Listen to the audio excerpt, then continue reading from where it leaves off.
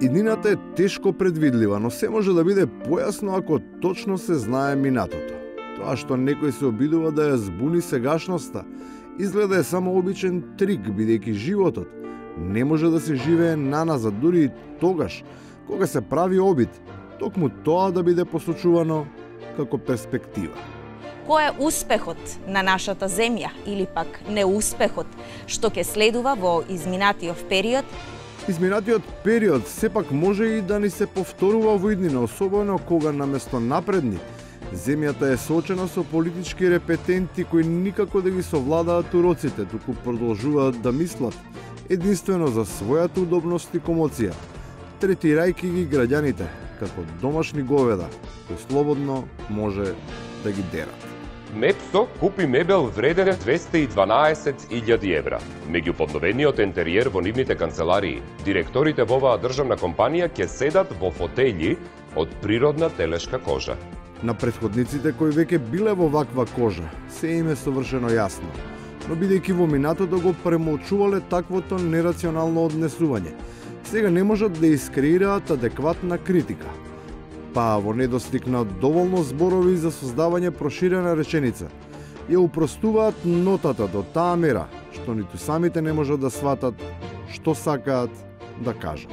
Ниту сум мало дете, ниту поима немам што зборувам.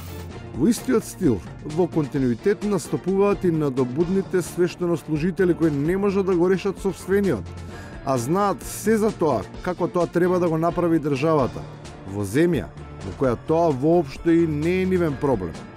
Па уште и наместо да прокламираат надеж и верба, тие на голема врата поттурнуваат дефетизам. Било кој да дојде ќе не окупира. Еве вакви како што сме сега во моментот демотивирани, ја мислам дека било кој да помине, самите ќе дигнеме бело знаме. Вистинска среќа е тоа што имаме такви што никогаш не попуштаат, иако реално никогаш ниту покажале колку се издржливи и отпорни. Освен што вербално се простираат со што повеќе зборови во кои ќе се спомне името на татковината, за да се покаже големината на нивниот патриотизам. Иако јавно ги декларираат како граѓански, тие за себе велат дека се друг тип на активисти. Јас како активист на македонизмот, македонистички македонизам, чист изворен таков како што е. И на крајот, од големата ризница на поговорки и цитати кои се акцентираат, се издвојува она која нам ни се посветува.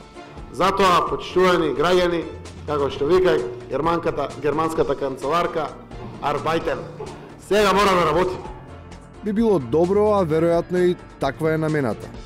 Пораката со ваква содржина да не им се пренесува на граѓаните, туку на оние од неговото обкружување, кои никако да се фатат за неа.